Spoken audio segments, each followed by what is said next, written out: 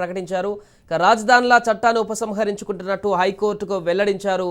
వికేంద్రీకరణ బిల్లులను ప్రభుత్వం వెనక్కి తీసుకుంటుందంటూ కూడా అడ్వకేట్ జనరల్ ధర్మాసనానికి తెలిపారు. ఇక మరి కాసేపట్లోనే అసెంబ్లీలో సీఎం జగన్ కూడా దీనికి సంబంధించి పూర్తి వివరాలు వెల్లడించనున్నారు, ప్రకటన కూడా చేయనున్నారు. అయితే ఉపసంహరణ తర్వాత ఎలాంటి నిర్ణయం తీసుకోబోతున్నారు, రాజధానులకు సంబంధించి విశాఖను పూర్తిస్థాయి రాజధానిగా చేయబోతున్నారా, లేకుంటే అమరావతిని పూర్తిస్థాయి రాజధానిగా చేయబోతున్నారా, ఇప్పటికిప్పుడు హఠాత్తుగా తీసుకున్నటువంటి నిర్ణయం వెనుకున్నటువంటి కారణాలేంటి, ఎందుకు ఈ రకంగా ఏపీ ప్రభుత్వం సడన్గా ఈ రకమైనటువంటి నిర్ణయం తీసుకుందనేటువంటి విషయానికి సంబంధించి మనం మాట్లాడదాం. మనతో పాటు ప్రస్తుతం మా ఎగ్జిక్యూటివ్ ఎడిటర్ సునీల్ లైవ్లో సిద్ధంగా ఉన్నారు. సునీల్, ఏపీ ప్రభుత్వం తాజాగా తీసుకున్నటువంటి నిర్ణయాన్ని ఎలా చూడొచ్చు అంటారు? ఇప్పటికిప్పుడు సడన్గా ఏపీ ప్రభుత్వం మొదటి నుంచి 3 రాజధానులు ఖచ్చితంగా ఉంటాయని వాదించినటువంటి ఏపీ ప్రభుత్వం ఇంత హఠాత్తుగా ఈ నిర్ణయం తీసుకోవడానికి ఏం కారణాలు అయి ఉంటాయి? కొద్ది రోజులుగా అంటే 2019 నుంచి వివాదం జరుగుతూనే ఉంది. అమరావతి రాజధానిగా ఉంటుంది, దాన్ని మార్చము అని చెప్పేసి వైఎస్ఆర్ కాంగ్రెస్ పార్టీ మేనిఫెస్టోలో కూడా చెప్పింది, ఎన్నికల ప్రచారం కూడా చెప్పింది. మీరు మాట మార్చారు, మడమ తిప్పారు అనేటువంటి ఆరోపణలు అయితే అప్పటి నుంచి కూడా వస్తూనే ఉన్నాయి. కానీ జిఎన్ రావు కమిటీ, తర్వాత బీసీజీ బోస్టన్ కన్సల్టెన్సీ గ్రూపు మొత్తం దేశవ్యాప్తంగా రాజధానిలోనే అధికారం కేంద్రీకృతం అవుతుంది, అభివృద్ధి కేంద్రీకృతం అవుతుంది. కాబట్టి ఈ అభివృద్ధి వికేంద్రీకరణ పేరుతోటి 3 రాజధానులను తీసుకొచ్చారు. ఆ 3 రాజధానులు తీసుకొచ్చినప్పటి నుంచి కూడా వివాదం జరుగుతూనే ఉంది. వైజాగ్కి రాజధాని తరలించాలనేటువంటిది ఎప్పటికప్పుడు ప్రభుత్వం కసరత్తు చేస్తున్నా కూడా ఏవేవో ఆటంకాలు అవంతరాలతోటి అది జరగట్లేదు. దాంతో ఇప్పుడు ఈ న్యాయ వివాదం చివరి దశకు చేరింది. ఇప్పుడు హైకోర్టులో ఉన్న పలంగా ఒకవైపు అసెంబ్లీ సమావేశాలు జరుగుతున్నాయి, హైకోర్టులో కేసు నడుస్తుంది. దానికంటే ముందు కేబినెట్ సమావేశమై ఈ సిఆర్డీఏ చట్టాన్ని అంతకుముందుకు చంద్రబాబు ప్రభుత్వం తెచ్చింది, రాజధాని కోసం తెచ్చినటువంటి సిఆర్డీఏ చట్టాన్ని రద్దు చేస్తూ వైఎస్ జగన్ సర్కారు తీసుకొచ్చినటువంటి బిల్లును దాన్ని రద్దు చేస్తున్నాం. అట్లాగే ఈ 3 రాజధానులు అంటే వికేంద్రీకరణ బిల్లులను కూడా రద్దు చేస్తున్నాం అని కేబినెట్ నిర్ణయం తీసుకుందని చెప్పేసి హైకోర్టుకు చెప్పడం అనేటువంటిది చాలా సంచలనం. ఇప్పుడు ఏం చేస్తారు? ఇప్పుడు అమరావతినే పూర్తిస్థాయి రాజధానిగా కొనసాగిస్తారా, లేదు వైజాగ్ రాజధాని తరలించాలని చెప్పేసి వైఎస్ జగన్ మొదటి నుంచి అనుకుంటున్నారు. కాబట్టి వైజాగ్ను పూర్తిస్థాయి రాజధాని చేస్తారనేటువంటిది తేలాల్సి ఉంది. అయితే ఒకవైపు అసెంబ్లీ సమావేశాలు జరుగుతున్నప్పుడు బయట ఈ స్టేట్మెంట్ ఇవ్వడం సరికాదు కాబట్టి ఎక్కడ కూడా ఎవరు మాట్లాడరు. సభలోనే ముఖ్యమంత్రి వైఎస్ జగన్ కాసేపట్లో అసెంబ్లీ సమావేశం ప్రారంభం కాబోతుంది. అసెంబ్లీలో ఈ ప్రకటన చేయాల్సి ఉంటుంది కనుక మరి కాసేపట్లోనే దీనికి సంబంధించి ప్రభుత్వం ఎలాంటి బిల్లును తేబోతోంది అనేటువంటిది ప్రకటన చేయాల్సి ఉంటుంది. ఆ మేరకు ఖచ్చితంగా మరి కాసేపట్లో ఈ రాజధాని అంశం పైన ఆంధ్రప్రదేశ్ ప్రభుత్వము, ముఖ్యమంత్రి వైఎస్ జగన్ ఏం ఆలోచిస్తున్నారు, అమరావతినే అంటే వాళ్ళ ముందున్నటువంటి ఆప్షన్స్ 2 ఉన్నాయి. ఒకటి అమరావతినే పూర్తిస్థాయి రాజధానిగా చెప్పడం, లేదనుకుంటే 2 వైజాగ్ను పూర్తిస్థాయి రాజధానిగా చెప్పడం. ఈ 3 రాజధానులు అనేటువంటి దక్షిణాఫ్రికా ఫార్ములా అక్కడ ఉంది అని చెప్పేసి చెప్పుకుంటూ వచ్చారు. కానీ మన అనుభవాల లోపల ఎక్కడా లేదు. అసెంబ్లీ సెషన్స్ కొన్ని రాష్ట్రాల లోపల వేరే దగ్గర జరుగుతూ ఉంటాయి, రాజధానితో పాటు మరో దగ్గర కూడా అసెంబ్లీ సమావేశాలు జరుగుతుంటాయి.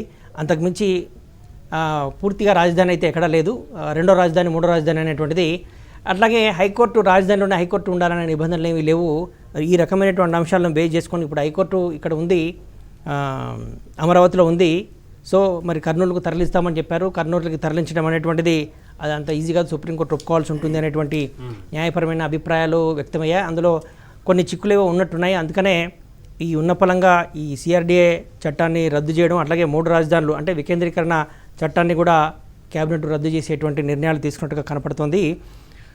ఎప్పుడైతే ఈ అంశాలని అసెంబ్లీలో ప్రకటించారో, తర్వాత చట్టాన్ని చేశారో, మండల్లో వీళ్ళకు ప్రభుత్వానికి మెజార్టీ లేకపోవడం వల్ల కూడా ఇబ్బంది జరిగింది. దాంతో మండలిని రద్దు చేసేటువంటి నిర్ణయాన్ని కూడా అసెంబ్లీ తీసుకోవాల్సి వచ్చింది. మరి ఇప్పుడు మండల్లో మెజార్టీ పెరిగింది, అసెంబ్లీలో మొదటి నుంచి వాళ్ళకి మెజార్టీ ఉంది.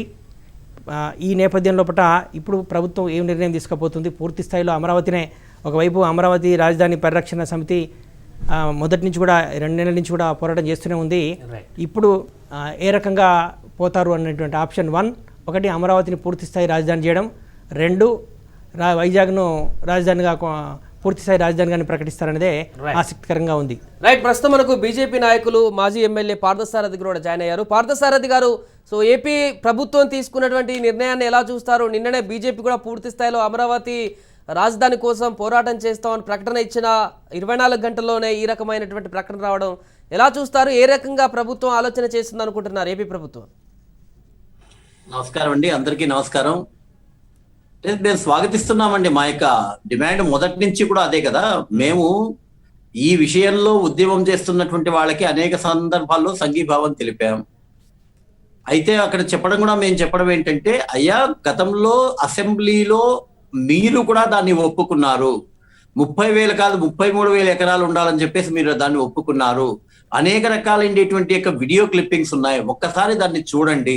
నేను మడమ తిప్పను అనేటువంటి యొక్క మాట మీరు ఏదైతే చెప్తారో, అసెంబ్లీలో చెప్పినటువంటి యొక్క మాటకి మడమ తిప్పద్దండి అని చెప్పి అనేక సందర్భాల్లో మేము మాట్లాడడం జరిగింది. అయితే దురదృష్టవశాత్తు మాకు మీడియా స్పేస్ ఉండదు కదండి. మీడియా స్పేస్ రావాలంటే లంచాలు ఇచ్చుకునేటువంటి పరిస్థితి, లేకపోతే కొన్ని పార్టీలు కొన్ని ప్రత్యేకమైనటువంటి మీడియా ఛానల్స్ పెట్టుకున్నాయి. ఏదో మీలాంటి ఛానల్స్ కొన్ని అయినా సరే అందరినీ సమానంగా చూపిస్తున్నాయి తప్ప మిగతా వాళ్ళందరూ ఎవరెవరు అజెండా వాళ్ళకు ఉంది కాబట్టి అట్లాంటి మంచి విషయాలను వాళ్ళు ప్రచారం చెయ్యరు. అందుకే నిన్న మా భారతీయ జనతా పార్టీ ఒకసారి పూర్తి స్థాయిలో మద్దతు ఇవ్వాలనేటువంటి ఒక నిర్ణయం భారతీయ జనతా పార్టీ తీసుకున్న తర్వాత, ఆంధ్రప్రదేశ్ తీసుకున్న తర్వాత మేము ప్రత్యక్షంగా రంగంలోకి దిగాము. మంచిదే, ఇది వారు ఇప్పటికైనా అర్థం చేసుకున్నారు, వెల్కమ్ చేస్తున్నాం మేము. కాబట్టి అయితే ఇక్కడ ఏంటంటే నాకు ఇప్పటికీ ఉండేటువంటి డౌట్, జగన్ గారి మీద, విజయసాయి రెడ్డి గారి మీద వారి అహంకారం, అంటే ఈ పార్టీలో ఉన్నటువంటి అహంకారం వాళ్ళకి జనరల్ గా ఉండేటువంటిది ఎట్లా ఉంటుందంటే, ఇక్కడ కూడా మేము ఏదో కుట్రలు చేసి ఇంకో రకంగా దాన్ని మార్చాలనేటువంటి ప్రయత్నమే చేస్తారేమో అనేటువంటి అనుమానం అయితే నాకు ఉందండి. అంటే ఇక్కడ రెండు గుర్తుంచుకోవాలండి. రాజధాని అనేటువంటి అంశం పూర్తి రాష్ట్రానిదే. చాలా మంది మధ్యలో నేను వాళ్ళకి తెలియక మాట్లాడుతున్నారో, లేకపోతే కుట్రపూరితంగా ఏదో నింద వెయ్యాలని చెప్పి బీజేపీ మీద మాట్లాడుతున్నారేమో, కానీ వాళ్ళకి స్పష్టంగా నేను చెప్తున్నా, పంచాయతీలో సంతకం చేయాలంటే పంచాయతీ ప్రెసిడెంట్ చేయాలండి. మున్సిపాలిటీలో దాని ఏదైనా నిర్ణయం తీసుకోవాలంటే మున్సిపల్ చైర్మన్ లేకపోతే అక్కడ కమిషనరో చేయాలి. డైరెక్ట్ గా వచ్చేసి ప్రధానమంత్రి చేస్తే చల్లవండి. బీజేపీ ఇక కేంద్ర ప్రభుత్వం చేస్తే చెల్లవు. దేనికి హక్కులు దానికి ఉంటుంది. అదే ఫెడరల్ రాజ్యాంగ వ్యవస్థ. ఆ ఫెడరల్ రాజ్యాంగ వ్యవస్థలో భారతీయ జనతా పార్టీ ఈ రోజే కాదు, మొట్టమొదటే అమరావతికి మద్దతుగా నిలిచి 1,500 కోట్ల రూపాయలు ఆల్రెడీ ఇచ్చింది. ఆ ఇచ్చిండేటువంటి దాన్ని సక్రమంగా చంద్రబాబు నాయుడు గారు వినియోగించకుండా దుర్వినియోగం చేశాడు కాబట్టి ఈ రోజు ఈ పరిస్థితి ఉంది. దాన్ని స్పష్టంగా గుంటూరు సభలోనే నరేంద్ర మోడీ గారు హెచ్చరించారు. అయ్యా, రాయ్పూర్ యొక్క దీన్ని దాదాపు 750 కోట్ల రూపాయలతో అక్కడ అసెంబ్లీ కట్టాం. ఇక్కడ నువ్వు ఎప్పుడు కూడా 1,50,000 కోట్లు అని చెప్పి భ్రమంలో పెట్టద్దు. 1,50,000 కోట్లు పెట్టుబడి వస్తుంది, రాదని కాదు. రోడ్లు 33,000 ఎకరాలు వేసేదానికి, రోడ్లు వేసేదానికి, ప్లాట్లు అలాట్ చేసేదానికి మేము ఇచ్చిండే 1,500 కోట్లే చాలా ఎక్కువ. దాన్ని మీరు త్వరగా తయారు చేయండి, తర్వాత ఇస్తూ పోతూ ఉంటాం. మొత్తం ఆ యొక్క డెవలప్మెంట్ అంతా మేము ఇస్తామని చెప్పేసి స్పష్టంగా చెప్పిన తర్వాత కూడా చంద్రబాబు నాయుడు గారు వాళ్ళ యొక్క టీం అంతా దీన్ని కావాలని చెప్పి, లేకపోతే ఏమి వాళ్ళ యొక్క మతలబు ఉందో తెలియదు, లేకపోతే ఎవరెవరికి ఏ ప్లాట్లు ఇవ్వాలని డిసైడ్ చేయడం వాళ్ళకి చేత కాలేదో, ఎవరికి లాభాలు ఎక్కువ రావాలా వాళ్ళకి అనేటువంటి వాళ్ళు చేసిన తప్పిన కారణంగానే ఇది పుష్పోనైంది. రైట్. ఎస్, మనకు ప్రస్తుతం టీడీపీ ఐటీ సెల్ వింగ్ అధ్యక్షుడు శ్రీనివాస్ చౌదరి గారు కూడా జాయిన్ అయ్యారు. శ్రీనివాస్ గారు, సో ఈరోజు ఏపీ ప్రభుత్వం తీసుకున్నటువంటి నిర్ణయం పట్ల మీరేం చెప్పదలుచుకున్నారు? అంటే ఇప్పుడు ఉపసంహరణ అయితే చేస్తున్నట్టు నిర్ణయించుకున్నారు, కానీ మరి తర్వాత ఏ విధంగా ముందుకు వెళ్ళబోతున్నారు? అమరావతిని రాజధానిగా అలానే ఉంచుతారా, లేదంటే విశాఖకు తరలిస్తారా, లేకుంటే ఇంకేమైనా నిర్ణయం తీసుకుంటారా? ఏమనిపిస్తుంది మీకు? సరే, మొదట ఈ విజయం రైతులది, ఆంధ్రప్రదేశ్ ప్రజలది. ఈ విజయానికి వాళ్ళు ఖచ్చితంగా వాళ్ళకే చెందాలి. ఈ విజయం వెనకాల వైసీపీ ఆడిన 3 ముక్కల ఆట తేటతెల్లం అయిపోయింది. ఎందుకంటే రియల్ ఎస్టేట్ వ్యాపారం చేసుకుని కర్నూలులో, విశాఖపట్నంలో 1,000 కోట్ల రూపాయలు సంపాదించుకునేసినారు. జేబులు నిండిపోయినాయి. వాళ్ళు ఇంకా అక్కడేం చేసేది ఏమీ లేదు, ప్రభుత్వ భూమితో. సో ఈ సిచ్యువేషన్ లో 3 రాజధానులు అనేది 3 ముక్కలాట ఆంధ్రప్రదేశ్ ప్రజలు ఈ పప్పుని ఇక్కడ ఉడకనీయకుండా చేసేసారు. ఎప్పుడైతే రైతులు పెద్ద ఎత్తున తిరుగుబాటు చేయడం మొదలు పెట్టారో, 29 గ్రామాలకే పరిమితం చేసిన ఈ పోరాటం ఈరోజు ఆంధ్ర రాష్ట్రం 13 జిల్లాలకు పోరాటంగా మారిందో, ప్రయత్నాలు చేసినా, ఎన్ని కళ్ళబొల్లి మాటలు చెప్పినా, బీజేపీ తక్కుటమార గజకరణ గోకర్ణ విధులని ప్రదర్శించినా, ఒకప్పుడు బీజేపీ వీళ్ళు కూడా సపోర్ట్ చేసి వాళ్ళ ఇష్టం రాజధాని రాజధాని పెట్టుకోని చెప్పి నాటకాలన్నా, కేంద్రంలో కూడా రాజధాని మేము ఇచ్చాము, తర్వాత వాళ్ళ ఇష్టం ఏమైనా చేసుకోండి అని చెప్పి బీజేపీతో సహా ఖచ్చితంగా ఈ పోరాటానికి దాసోహం చేయాల్సి వచ్చింది. ఇది ఖచ్చితంగా ఆంధ్ర రాష్ట్ర ప్రజల విజయం. దీని వెనకాల వైసీపీ బీజేపీ ఆడిన దొక్కటమాన గజకరణ గోకర్ణ విధులు ప్రజలు తెలుసుకున్నారు.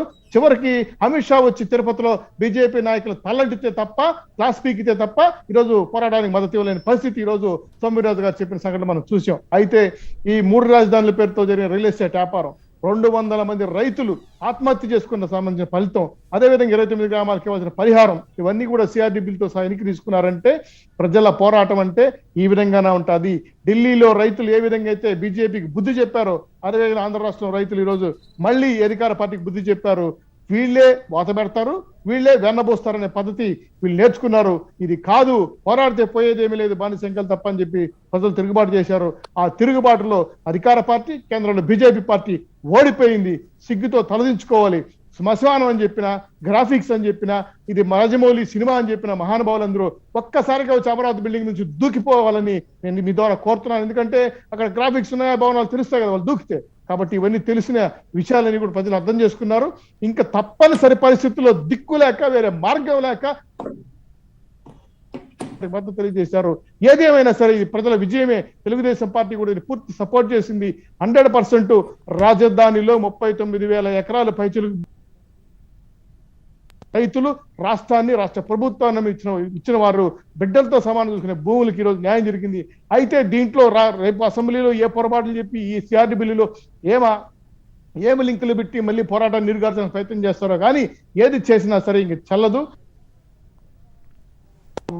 సుపీరియర్ గా కూర్చున్న జడ్జి గారికి సప్లై చేశారు ఆల్రెడీ పేపర్, ఇది మేము వెనక్కి తీసుకుంటామని చెప్పి రాష్ట్ర ప్రభుత్వం చెప్పారు. ఇంతకన్నా వీళ్ళు ఓడిపోయినారని చెప్పుకోవడానికి ఇంక వేరే లేదు. ఇది ప్రజాస్వామ్య విజయం. ఖచ్చితంగా ఈ ప్రజలు పోరాటాన్ని శ్రీనివాస్ గారు, శ్రీనివాస్ ఇది ఒక పూర్తి స్థాయి విజయం అనుకుంటున్నారా? అంటే ఉపసంహరణ చేసుకుంటున్నామని చెప్పారే తప్ప అమరావతిని రాజధానిగా ప్రకటిస్తున్నామని అయితే చెప్పలేదు ప్రభుత్వము. మరి విశాఖపట్నానికి గనక మళ్ళీ రాజధాని చేస్తున్నాం పూర్తి స్థాయిలో అని చెప్పేసి ప్రకటన చేస్తే ఇది విజయం అవుతుందా, లేకుంటే ఏమవుతుంది? టీడీపీ వర్షన్ ఏంటి సార్? మొదట అమరావతికి సిఆర్డీ బిల్లుని ఉపసంహరించుకుంటానని అక్కడ విజయం సాధించారు. వీళ్ళు ఇంకెక్కడ రాజధాని చేసేంత సీన్ లేదు వీళ్ళకి, వైసీపీ ప్రభుత్వం. ఎందుకంటే ఇప్పుడు 2 సంవత్సరం అయింది. ఏ 3 రాజధానుల పేరు చెప్పిన కర్నూలులో కానీ కిరాయి కూడా పెట్టిన సంఘటన లేదు. వీళ్ళు ఉట్టికెంగేమని స్వగ్రానికి ఎక్కుతుందా? విశాఖపట్నం రాజధాని నిర్మిస్తారు. వీళ్ళు ఆ జనాలు నమ్మే పరిస్థితులు లేరు. వీళ్ళు ఖచ్చితంగా రాష్ట్ర ప్రభుత్వానికి పిల్లలకి ఇచ్చే కోడిగుడ్లు, అన్నం, భోజనం, అంగన్వాడీ వర్కులకు ఇచ్చే జీతాలే వీళ్ళు ఇవ్వలేకుండా రేపు నెల ఉద్యోగస్తులు జీతాలు ఇస్తారో తెలియదు. 6 లక్షల కోట్ల అప్పులు ఆంధ్రప్రదేశ్ చేసి మార్చేసిన వీళ్ళు రాజధాని నిర్మిస్తారని చెప్పి ఆ ఆలోచన ప్రజలకు లేదు. కాబట్టి తిరుగుబడ్డారు కాబట్టి కోరికల్ని వాళ్ళ ఆశయాలు సాధించుకున్నారు. ఈ ప్రభుత్వం అసమర్థ ప్రభుత్వం, దుర్గ ప్రభుత్వం అని తేల్చేశారు. ప్రజల ముందు ఈ ప్రభుత్వం ఓడిపోయింది. నాకు తెలిసి ఈ రాష్ట్ర ముఖ్యమంత్రి పరిపాలనా అధ్యక్షుడు కాదని తేల్చేశారు. అందుకే ఈ రోజు అన్ని కేసులు, ఈ ఒక్క కేసే కాదు సార్, రాష్ట్ర ప్రభుత్వం హైకోర్టులో ఓడిపోయిన కేసులు 100 సంఖ్యలు ఉన్నాయి. వాళ్ళకి అసలు ఏ విధంగా బుద్ధి చెప్తున్నారు? రాజ్యాంగం అయితే ఒక్క విషయం మాత్రం చాలా సీరియస్ చెప్తున్నారు సార్. రాజ్యాంగం మీద, కోర్టుల మీద ఎనలేని గౌరవం పెరిగింది ప్రజల్లో. ఎందుకంటే అటు ఢిల్లీలో జరిగిన పోరాటం కానీ, ఇటు ఆంధ్రప్రదేశ్ జరిగిన పోరాటం కానీ 100% న్యాయస్థానం ఖచ్చితంగా కాపాడింది. అందుకే న్యాయస్థానం దేవస్థానం పాదయాత్ర విజయవంతమైంది. 3 రకాలు వేసిన వైసీపీ వాళ్ళు ఈ బిల్లులో ఎన్ని రకాల లొసుకులు పెట్టాలని ప్రయత్నం చేసినా ఖచ్చితంగా ఓడిపోతారు. ప్రజలు బుద్ధి చెప్తారు. ప్రజాక్షేత్రంలో వెళ్ళి దోషులుగా నిలబెట్టిన ప్రభుత్వం చూసాం మనం. రైట్ సునీల్, ప్రధానంగా నిన్న సీఎం కేసీఆర్ అదేవిధంగా జగన్ కూడా ఒక పెళ్లిలో మాట్లాడుకున్నటువంటి అంశాలను కూడా ప్రధానంగా మనం చూసాం. సో ఇది కూడా కొంత సోషల్ మీడియాలో చర్చ జరుగుతుంది.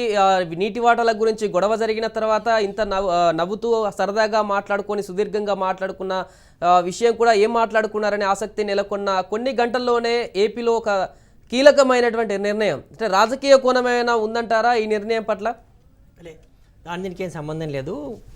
వేరే ప్రైవేటు ఫంక్షన్స్ లోపల 2 ముఖ్యమంత్రులు కలుసుకున్నప్పుడు వ్యక్తిగత సంబంధాలు ఉంటాయి, అది మర్యాదపూర్వకంగా కలుసుకుంటారు. దానికి ఈ జిల్లా వివాదాలకి ఏమి ఉండవు. ఏ ఫోరంలో అయితే వాళ్ళు ఫైట్ చేయాలో ఆ ఫోరంలలో ఫైట్ చేస్తారు.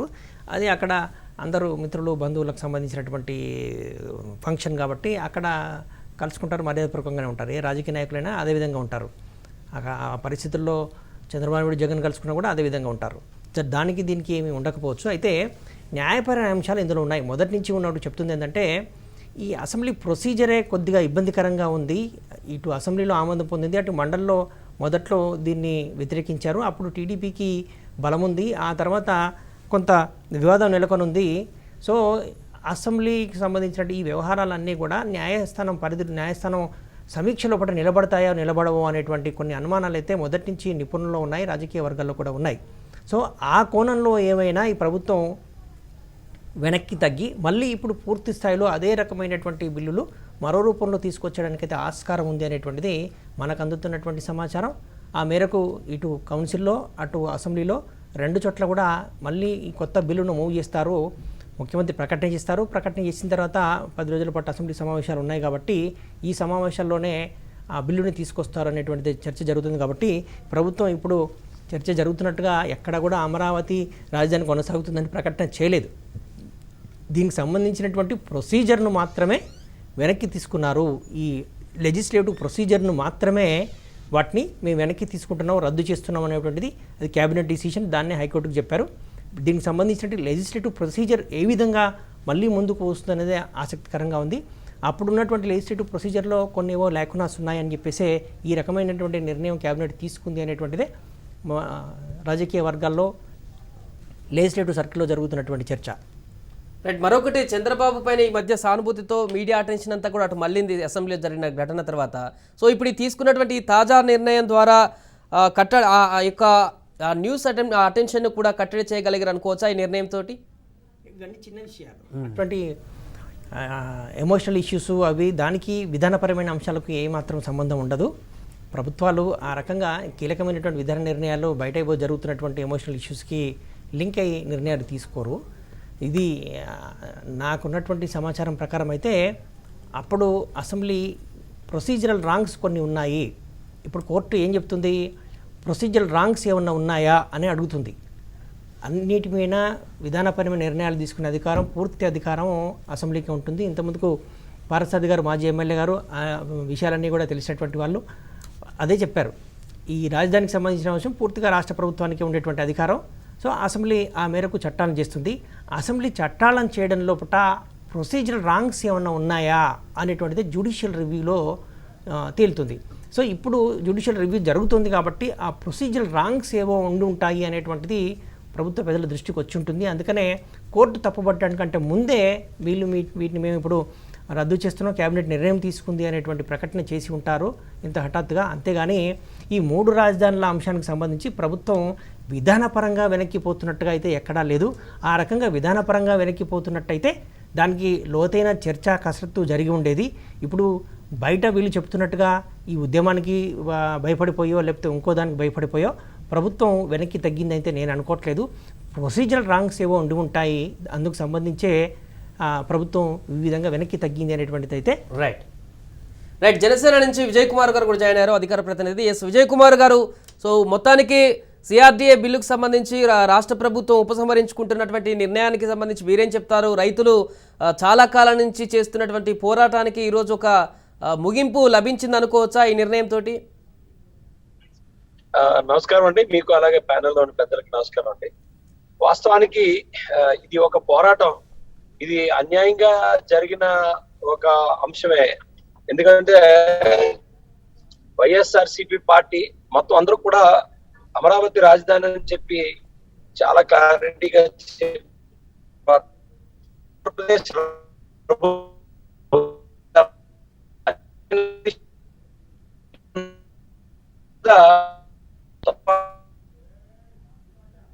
కూడా జరిగింది. ఈ టైంలో రైట్, నెట్వర్క్ ప్రాబ్లం ఉన్నట్టుంది. మళ్ళీ మీ దగ్గరకు వస్తా విజయ్ కుమార్ గారు. సో పార్థసారథి గారు, సో ఇంతకుముందు మన వారు మాట్లాడుతూ చెప్పారు, శ్రీనివాస్ చౌదరి టీడీపీ ఐటీసీ ఒకటి మొదటి నుంచి కూడా బీజేపీ పూర్తి స్థాయిలో మద్దతు ఇవ్వలేదు. పైన రాజధాని వికేంద్రీకరణకు సంబంధించి మద్దతు ఇచ్చి వైసీపీతో కలిసి ఇన్ని రోజులు తెర వెనుక రాజకీయాలు చేశారు. ఇప్పుడు అవి చెల్లలేదని రైతుల పోరాటంతోనే సాధ్యమైందంటూ కూడా వారు చెప్తున్నారు. సో నిన్నైతే మీరు పూర్తి స్థాయిలో మద్దతు ఇవ్వడానికి రోడ్లపైకి వచ్చిన పరిస్థితి అయితే కనిపించింది. సో ఏం చెప్తారు దీనికి సంబంధించి? ఇప్పుడు ఒక్కొక్కరు ఒక్కొక్క విషయం మీద పార్టీ పరంగా మేము పనిచేస్తాం. 3 రాజధానుల విషయంలో మేము ఏ రోజైనా సరే 3 రాజధానులు కావాలని చెప్పి మేము మా రాష్ట్ర పార్టీ ఏమైనా తీర్మానం చేసిందా? నరేంద్ర మోడీ గారు వచ్చారు, ఇక్కడ అమరావతి చేశారు. మేము అనేక సందర్భాల్లో జగన్ గారిని ఇదే ప్రశ్న వేస్తున్నాం. అయ్యా కోర్టులో ఉంది కాబట్టి దాని మీద ఎక్కువగా మేము మాట్లాడేటువంటి అవకాశం కూడా లేదండి. మిగతా వాళ్ళు దాన్ని రాజకీయం చేయాలని చేస్తున్నారు కానీ మేము అంటే మాట్లాడితేనే. ఇప్పుడు మేము రాష్ట్ర పార్టీ తరఫున రాష్ట్ర బీజేపీ ఎప్పుడైనా సరే 3 రాజధానులు ఉండాలని తీర్మానం చేసి ఉంటే భారతీయ జనతా పార్టీ తప్పు. ఏ స్థాయిలో పాల్గొనాలనేటువంటిది పార్టీ యొక్క నిర్ణయం. మీ ప్రయారిటీ మీకుంది, ఆ ప్రయారిటీల్లో సంబంధించినటువంటి దాంట్లో మీరు పోరాటం చేస్తున్నారు. మా వాళ్ళందరూ కూడా వచ్చేసేసి దానికి మద్దతు తెలిపారు. ఇప్పుడు మేము తీసుకుని ఉంటే కన్నా మా ప్రయారిటీ ప్రకారం మేము చేసేవాళ్ళం. మేము ఇక్కడ ఉండేటువంటి దాంట్లో 3 రాజధానుల విషయంలో ఉండేటువంటిది ఎవరికైనా కానీ ఏమాత్రం తెలివి జ్ఞానం ఉన్నటువంటి వ్యక్తులు, నేను అదే పదం వాడుతున్నా, ఆల్రెడీ కోర్టులో ఉంది. భారతీయ జనతా పార్టీ కానీ కేంద్ర ప్రభుత్వం కానీ దేనికి కానీ దీంట్లో ఏమి చేసేటువంటి అవకాశం లేదు. కాబట్టి కోర్టులో వచ్చేటువంటి నిర్ణయం ప్రకారం జరగాలి, లేదా అసెంబ్లీలో చర్చ జరిగినప్పుడు నీకుండేటువంటి బలాబలాల ఆధారంగా జరగాలి. వీళ్ళు చేసే ఉద్యమం చేస్తేనే ఏదో అయిపోయింది అనుకునేటువంటిది మాత్రం కరెక్ట్ కాదండి. ఉద్యమం అనేటువంటిది ఒక సానుకూలమైనటువంటి అంశం, ఖచ్చితంగా జరగాలని ప్రభుత్వం మీద ఒత్తిడి తీసుకొని వచ్చింది. ఆ ఒత్తిడి తీసుకొని వచ్చిండేటువంటి ఫలితంగా ఇది జరిగింది అనేటువంటి మాట ఎంత వాస్తవమో, ఈ రోజు అసెంబ్లీలో పూర్తి స్థాయిలో అమరావతి ఉండాలి అనేటువంటిది సాధించేంత వరకు కూడా అందరూ ప్రయత్నం చేయాల్సినటువంటి అవసరం ఉంది. భారతీయ జనతా పార్టీ మాత్రం దానికి మద్దతు ఇస్తోంది. మేము ముందు నుంచి కూడా ఒకటే చెప్తున్నాం, అయ్యా 33,000 ఎకరాలు ఇచ్చిండే రైతులకు అన్యాయం చేయకండి. ఇక్కడ చంద్రబాబు నాయుడు అన్యాయం చేశాడు, మీరు అన్యాయం చేస్తున్నారు. ఇది మంచిది కాదు, వాళ్ళ యొక్క ఉసురు మనకు తగలడం మంచిది కాదు, మన రాష్ట్రానికి కూడా మంచిది కాదు అనేటువంటి విషయం మేము స్పష్టంగానే చెప్తూ ఉన్నాం. ఇంతకు ముందు కూడా నేను చెప్పాను, చంద్రబాబు నాయుడు అప్పుడే ప్లాట్లు డివైడ్ చేసేసి ఇచ్చేసిందంటే 4 సంవత్సరాల్లో 1,500 కోట్లతో చేసేసింటే అయిపోయేది. ఈ రోజు కూడా వాళ్ళు చేసిండేటువంటి తప్పును కప్పిపుచ్చుకుంటున్నారు తప్ప, వాళ్ళు చేసిండేటువంటి తప్పుకు ఇద్దరూ బాధ్యులే. అది వచ్చిన తర్వాత జగన్ అసెంబ్లీ సాక్షిగా మాట్లాడి ఈ రోజు మళ్ళా ఆయన యూటర్న్ తీసుకున్నాడు. ఆయన యూటర్న్ అనేటువంటిది ఆయన పక్కా బిజినెస్ మ్యాన్ ప్రకారం విశాఖపట్నంలో ఉంటే మంచిది అనేటువంటిది ఆయన ఆలోచన.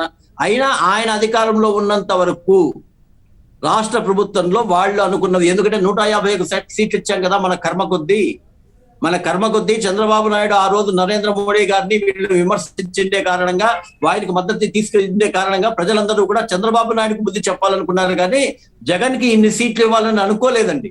కానీ దురదృష్టవశాత్తు, ఆంధ్రప్రదేశ్ యొక్క దురదృష్టవశాత్తు అది జరగాల్సినటువంటి జరిగింది. ఇది కేవలం చంద్రబాబు నాయుడు యొక్క వైఫల్యం.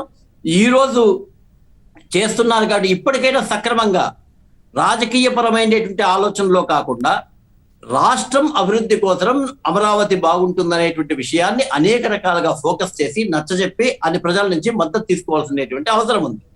ఇక్కడ ఎంతసేపు అయినా తెలుగుదేశం, వైఎస్ఆర్సీపీ పవర్ పాలిటిక్స్ చేస్తున్నాయి, కుట్రల పాలిటిక్స్ చేస్తున్నాయి తప్ప రియల్ డెవలప్మెంట్ కి సంబంధించి, ఎందుకంటే జగన్ గారు ఈ విషయంలోనే కాదండి, ఇండ్లన్నీ కట్టిండేటువంటివి ఇప్పటికి 3 ఏళ్ల నుంచి ఇవ్వలే.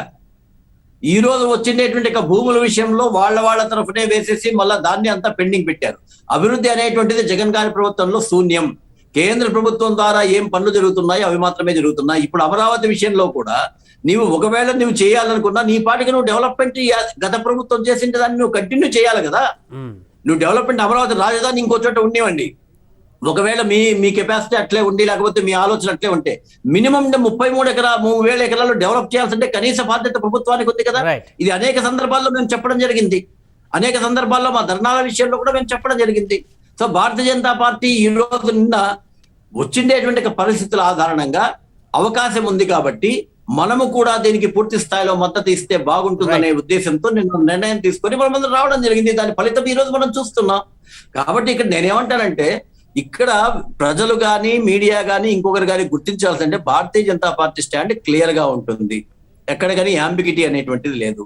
మధ్యలో ఎవరైనా ఒకరిద్దరు వాళ్ళ అభిప్రాయాలు మాట్లాడచ్చు, కానీ స్టేట్ పార్టీగా భారతీయ జనతా పార్టీ స్టేట్ పార్టీగా అమరావతి ఉండాలని ప్రతిసారి చెప్పింది. ఎక్కడైనా 3 రాజధానులు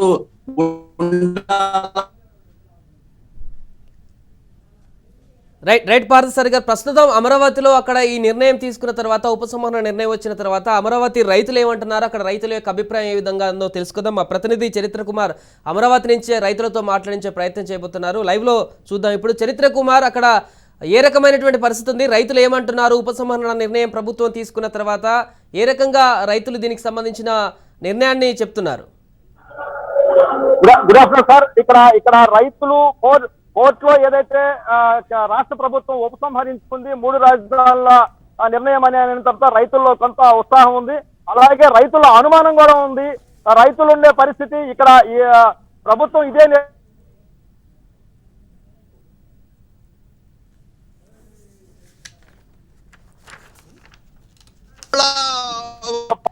గత 2 రోజుల నుంచి పాదయాత్ర చేస్తున్నారు రైతులతో. మనం ఉన్నాం, మహిళా రైతులతో మాట్లాడదాం. అమ్మ మీకు ఎలా అనిపిస్తుంది ఇప్పుడు ప్రభుత్వం తీసుకున్న నిర్ణయం పట్ల? జై అమరావతి, జై హో అమరావతి అని మొదటి నుండి కూడా మేము కోర్టుల మీద ఆధారపడ్డాము. ఎందుకంటే ఈ రాష్ట్ర ప్రభుత్వం సమస్యలు పరిష్కరించాల్సింది పోయి రాష్ట్ర ప్రజలని, అమరావతి ముఖ్యంగా అమరావతి రైతుల్ని సమస్యల వలయంలోకి, సమస్యలు చుడుకున్నలోకి పెట్టేసింది. ఎందుకు చేస్తున్నారు ఈ నిరసన అని ఒక్కసారి మనం ఆలోచిస్తే వాళ్ళ స్వార్థ ప్రయోజనాల కోసం వాళ్ళ ఇల్లు కావాలని, వాళ్ళ పిల్లలు పెళ్లి కావాలని ఇక్కడ మీద ఆలోచించట్లేదు. అమరావతిని అభివృద్ధి చేయండి, ఆ ఫలాన్ని రాష్ట్రానికి పంచండి అని చెప్పి 2 సంవత్సరాలుగా రోడ్డెక్కి వాళ్ళు నిరసన తెలియజేస్తుంటే ఈ ప్రభుత్వం కట్టెత్తి చూడలేదు. కానీ ఈ రోజు మేము మొదటి నుండి న్యాయస్థానాలే మాకు దేవాలయాలని మేము మొదటి నుండి చెప్తూనే ఉన్నాం. అదేవిధంగా ఈ రోజు కోర్టు తీసుకున్నటువంటి నిర్ణయం మేము స్వాగతిస్తున్నా కూడా ఇంకొక మాట ఏంటంటే అమరావతి ఏకైక రాజధాని అని కూడా ప్రకటించాలి. అలాగే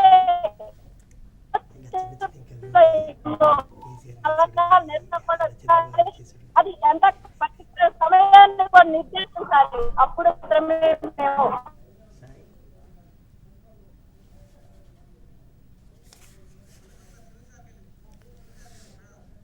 రైట్, అది ప్రస్తుతం అక్కడ రైతులు వారి యొక్క అభిప్రాయాన్ని వ్యక్తం చేస్తున్నారు. ఈ గత కొన్ని సంవత్సరాల నుంచి చేస్తున్నటువంటి పోరాటంలో భాగంగా చాలా రోజుల నుంచి వారు పడుతున్నటువంటి బాధలుగా చూస్తున్నాం. రైట్, మనకు విజయ్ కుమార్ గారు లైన్లోకి వచ్చారు. సుందర విజయ్ కుమార్ గారు, జనసేన పార్టీ నుంచి. విజయ్ కుమార్ గారు సార్ నమస్కారం అండి. చెప్పండి విజయ్ కుమార్ గారు, ఈ నిర్ణయం పట్ల ఏం చెప్తారు? ఇది వాస్తవానికి మేము ఎక్స్పెక్ట్ చేసిందేనండి. ఎందుకంటే టెక్నికల్ గా కూడా దీంట్లోనే చాలా లోపాలు ఉన్నాయి. దాని సమాధానం చెప్పుకునే పరిస్థితుల్లో రాష్ట్ర ప్రభుత్వం లేదు. ఎందుకంటే ఇది పెద్ద యూటర్న్ అండి. ఏది ఏమైనా ఇక్కడ రైతులు పోరాటం చేస్తున్నారు, అపోజిషన్స్ అన్ని కూడా మద్దతు తెలుపుతుంది. భారతీయ జనతా పార్టీ, జనసేన పార్టీ చాలా క్లారిటీగా మాట్లాడింది. ఫస్ట్ నుంచి కూడా మేము కూడా భారతీయ జనతా పార్టీకి అన్కండిషనల్ సపోర్టు ఇచ్చినప్పుడు కూడా ఇది అమరావతి రాజధాని అంటేనే మేము సపోర్ట్ చేసాం. భారతీయ జనతా పార్టీ అదే మాట మీద నిలబడింది. మొన్న అమిత్ షా గారు రావడం కూడా జరిగింది. వచ్చినప్పుడు కూడా చాలా క్లారిటీగా అమరావతికే మా సపోర్టు, ఒక రాజధాని అని ఆయన కూడా చెప్పడం జరిగింది. ఇవన్నీ కూడా ఈరోజు వీళ్ళ నియంత్రిత్వ ధోరణుల్ని మరి వాళ్ళకి అడ్డుకట్టేసేటట్టే మరి ఈ అన్ని ఎపిసోడ్లోని ఎవరైతే రైతులు ఆ పోరాటం అనేది నభూతో నా భవిష్యత్తు, వాళ్ళ పోరాటం మామూలు పోరాటం కాదు. ఇది పూర్తిగా వాళ్ళకే చెందుతుంది. డెఫినెట్ గా ఇక మీద ఇంకా ఏమైనా కూడా వీళ్ళు ఈ రాష్ట్ర ప్రభుత్వం, వైఎస్ఆర్సీపీ పార్టీ ప్రభుత్వం ఏదైనా మళ్ళా ఏమైనా చెయ్యాలనుకున్నా కూడా డెఫినెట్ గా అడ్డుతామండి.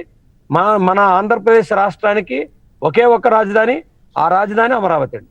విజయ్ కుమార్ గారు, ఒకటి ఇప్పుడైతే ఉపసంహరించుకున్నారు కానీ 3 రాజధానులకు సంబంధించి అమరావతినే రాజధానిగా కొనసాగిస్తారనే దానికి క్లారిటీ లేదు. పైగా అక్కడ కొడాలి నాని మాట్లాడినటువంటి అంశాలను చూస్తే సీఎం జగన్ గత నిర్ణయానికి కట్టుబడి ఉంటారనేటువంటి చెప్పిన మాటను మనకు తెలుస్తుంది. అక్కడ దానివల్ల విశాఖనే పూర్తిస్థాయి రాజధానిగా చేయబోతున్నారనేటువంటి చర్చ కూడా కొనసాగుతుంది.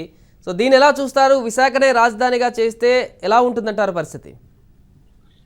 అంటే ఇక్కడ చాలా చర్చ జరిగిన తర్వాత, అన్ని పార్టీలు యాక్సెప్ట్ చేసిన తర్వాత అమరావతి రాజధాని అని చెప్పి మనం యాక్సెప్ట్ చేసి మనం ముందుకెళ్ళటం జరిగిందండి.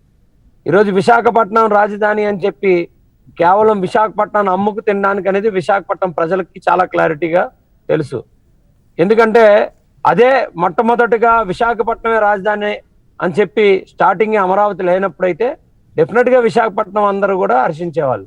కానీ ఇప్పుడు ఈ రోజు అమరావతి అన్న తర్వాత అందరూ యాక్సెప్ట్ చేసిన తర్వాత, రైతులు భూములు ఇచ్చిన తర్వాత, కొంత ఆ దిశగా డెవలప్మెంట్లు జరిగిన తర్వాత ఈరోజు కొత్తగా వచ్చి విశాఖపట్నం అని అంటే ఎవరు నమ్మరండి. ఎందుకంటే ఎగ్జిక్యూటివ్ క్యాపిటల్ అని చెప్పి కనీసం ఇక్కడ ఎంఆర్ఓ ఆఫీస్ కూడా గవర్నమెంట్ దగ్గర లేని పరిస్థితి మీకు తెలుసు. తాకట్లు పెట్టారు. ఈరోజు మళ్ళీ ఇంకొక 125 ఎకరాల దగ్గర సుమారు ఏదైతే హాస్పిటల్స్ భూములు ఉన్నాయో అవి కూడా రెడీ చేశారు తాకట్టు పెట్టుకోవడానికి. ఇలాగ అనేకమైనవి చేశారు. సో ఇవన్నీ కూడా 100% వాళ్ళు ఏం చెప్పినా నమ్మే ప్రసక్తి లేదు. ఇక్కడ క్యాపిటల్ కట్టడానికి కోసం ఇక్కడేమి భూమి లేదు. ఉన్న భూమిని కూడా అమ్మేశారు. ఇక్కడేదో ఇచ్చేస్తారని అనుకోవడం ఎవరు ఇక్కడ నమ్మట్లేదండి. ఒకవేళ అలాగే కనుక చేస్తే అయితే మరొక నాటకం. ఈ నాటకంలో ఇంకా గవర్నమెంట్ భూములు అన్నీ అయిపోయినాయి. ఇప్పుడు ప్రైవేటీకరణ, ప్రైవేట్ భూములు ఉన్నాయి. ఆల్రెడీ అలాగా మరి ఈ ట్యాక్సులు కట్టడం మీకు ఎందుకు కట్టుకోలేరు కాబట్టి గవర్నమెంట్ కి అప్పచెప్పండి మీకు ఎంతో కొంత ఇస్తామని చెప్పి మోసం చేసినా చేయొచ్చండి. ఇది 100% ఫాల్స్. గవర్నమెంట్ ఫాల్స్ నిర్ణయాలు తీసుకుంటుంది. ఇలాంటి ప్రజా వ్యతిరేక కార్యక్రమాలు ఏదైనా సరే ఎట్టి పరిస్థితుల్లో ఈ రోజు ప్రజలు, అపోజిషన్ పార్టీలు అందరం కూడా ఏకతాటిపై ఒకే మాట మీద ఉన్నాం. ఎట్టి పరిస్థితుల్లో వీళ్ళకి ఎదురెళ్ళి ఈ రాష్ట్రాన్ని కాపాడుకుంటాం జనసేన పార్టీ నుంచి. రైట్. సునీల్, మనం ఎలా చెప్పొచ్చు దీన్ని? కాసేపట్లో సీఎం జగన్ ప్రకటన చేయబోతున్నారు. అంటే ఒక నిర్ణయం తీసుకున్న తర్వాత, జనాల నుంచి వచ్చిన వ్యతిరేకత తర్వాత ఉపసంహరణ తీసుకుంటున్న సందర్భంలో జనాలకు ఏ రకమైనటువంటి సందేశం ఇచ్చే అవకాశం ఉంది? ఏపీ ప్రజలకు అందరికీ కూడా ఎలాంటి స్పీచ్ ఉండే అవకాశం ఉండొచ్చు జగన్ చెప్పేటువంటి వ్యాఖ్యలను? సార్, ప్రతిపక్షాలు ఇది రాజధాని పరిరక్షణ అనేటువంటిది కొంత ప్రొటెస్టులు చేశాయి, కానీ అవన్నీ టోకెన్ ప్రొటెస్ట్ల వరకే ఉన్నాయి. ఆ తర్వాత ఎన్నికలు జరిగాయి, లోకల్ బాడీ ఎన్నికలు, మున్సిపల్ ఎన్నికలు, ఎంపీటీసీ, జెడ్పీటీసీ, ఎక్కడ కూడా పెద్దగా ప్రతిపక్షాలు గెలవలేదు. ఈ ఉద్యమానికి ప్రజామోదం ఎంత మేరకు ఉందనేటువంటిది ఒక క్వశ్చన్ మార్క్. ఈ 3 రాజధానుల ప్రకటన అనే దానికి ప్రభుత్వం కొంత ఎక్సైజ్ చేసింది. రాజధానుల్లోనే అభివృద్ధి కేంద్రీకరణ జరుగుతోంది, అది ఇబ్బందికరం. ఉమ్మడి ఆంధ్రప్రదేశ్ విడిపోయింది కారణం అదే. హైదరాబాదు మాత్రమే అభివృద్ధి జరిగింది, ఇక్కడ అంతా సీమాంధ్ర వాళ్ళంతా కూడా ఉండిపోయారు, మా తెలంగాణ అభివృద్ధి కాలేదు, హైదరాబాద్ ఒకటి అభివృద్ధి చెందితే సరిపోతుందా అనేటువంటి నినాదంతో, ఆత్మగౌరవ నినాదము, తర్వాత అభివృద్ధి నినాదంతో ఇప్పుడు తెలంగాణ డిమాండ్ వచ్చింది. అలాంటి డిమాండ్ మళ్ళీ రాకుండా ఉండేందుకోసమే అన్ని ప్రాంతాలు, ఆంధ్రప్రదేశ్లో ఉన్నటువంటి రాయలసీమ, ఉత్తరాంధ్ర, దక్షిణాంధ్ర, ఈ 3 ప్రాంతాలు సమానంగా అభివృద్ధి చెందాలి. కాబట్టి ఈ వికేంద్రీకరణ ఉండాలి, అభివృద్ధి వికేంద్రీకరణ అనేటువంటి ఫార్ములాని ఉపయోగించే ఈ 3 రాజధానుల అంశాన్ని ప్రకటన చేశారు. అమరావతిలో లెజిస్లేటివ్ క్యాపిటల్, విశాఖలో ఎగ్జిక్యూటివ్ క్యాపిటల్, కర్నూలులో జ్యుడిషియల్ క్యాపిటల్ అంటే హైకోర్టు ఉంటుంది. ఈ రకంగా చేశారు. దీనికి జిఎన్ రావు కమిటీ, ఒక కమిటీ వేశారు ఈ అభివృద్ధి వికేంద్రీకరణ ఏ విధంగా ఉండాలి అనే దానికి.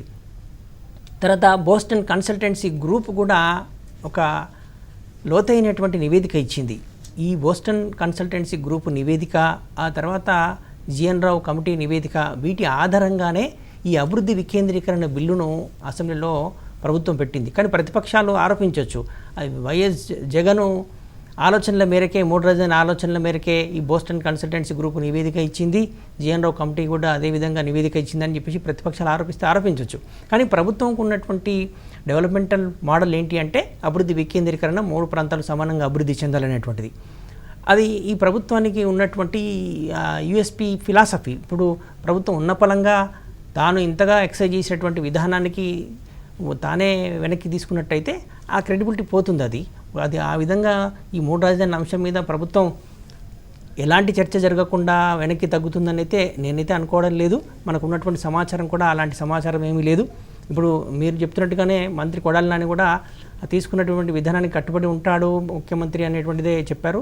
క్యాబినెట్లో కేవలం ఈ ప్రొసీజరల్ రాంగ్స్ ఉన్నాయి, అంతమందుకు కౌన్సిల్లో సరిగ్గా ఇది ఆమోదం పొందలేదు. కాబట్టి ఇది కౌన్సిల్ ఆమోదం లేనిది ఇది చట్టం ఎట్లా అవుతుంది అనేటువంటిది హైకోర్టు ప్రశ్నిస్తుంది. కాబట్టి ఆ ప్రొసీజరల్ రాంగ్స్ను రెక్టిఫై చేసుకొని మళ్ళీ ఒకసారి పూర్తి స్థాయిలో ఇటు అసెంబ్లీ అటు కౌన్సిల్ ఆమోదం పొందేందుకోసమే, లోతైన చర్చ జరిగి ఆమోదం పొందేందుకోసమే ఈ రకంగా ప్రభుత్వం వెనక్కి తగ్గిందేమో అనేటువంటిదే, ఇది వ్యూహాత్మక వెనకడుగనే అనేటువంటిదే మనకు వస్తున్నటువంటి సమాచారం. సాయి. రైట్. పార్థసారథి గారు, సో ఇప్పుడు సునీల్ గారు చెప్పినట్టే అక్కడ హైకోర్టులో ఉన్నటువంటి బిల్లులను ఉపసంహరణ చేసుకుంటున్నామే తప్ప నిజంగానే ఇప్పుడు సీఎం జగన్ ప్రకటన చేసేంత వరకు కూడా పూర్తి స్థాయిలో 3 రాజధానులు వెనక్కి తీసుకుంటున్నామా, అమరావతిని ఒకటే రాజధానిగా చేయబోతున్నా అన్నటువంటి ప్రకటన గురించి క్లారిటీ లేదు. సో ఇప్పుడు దాంట్లో కనుక మిస్టేక్స్ ఉంటే హైకోర్టు చెప్పినట్టుగానే ఆ బిల్లులకు సంబంధించి కొంతవరకు మార్పు చేర్పులు చేయాల్సిన అవసరం ఉండి వెనక్కి తీసుకొని మరలా పంపించే అవకాశం కూడా ఉందన్నట్టుగా మనకు తెలుస్తుంది. సో ఆ రకంగా కూడా ఉండొచ్చు అంటారా ఉపసంహరణకు సంబంధించి? ఎవరిదైనా ఒక ప్రభుత్వం మీద, ప్రజాప్రభుత్వం మీద, ప్రజల యొక్క ఆకాంక్షల మీద, అభివృద్ధి మీద ఆలోచన చేసేటువంటి ప్రభుత్వాలు అయితే మనం ఏదైనా ఊహించచ్చండి. ఇక్కడ ఉండేటువంటి యొక్క 2 ప్రాంతీయ పార్టీలు కూడా కక్షపూరితంగా కేవలం ఒక కాంట్రాక్ట్ కంపెనీలాగా రాష్ట్రాన్ని ఎట్లా దోచుకోవాలనేటువంటి ఆలోచన తప్ప వేరే ఆలోచన చెయ్యనటువంటి పార్టీలు 2 కూడా. కాబట్టి ఈ రోజు జగన్ గారు ఏం చేస్తారు అనేటువంటిది ఈ రోజు మనం ఊహించుకున్నామంటే మనం పిచ్చోళ్ళం అవుతాం.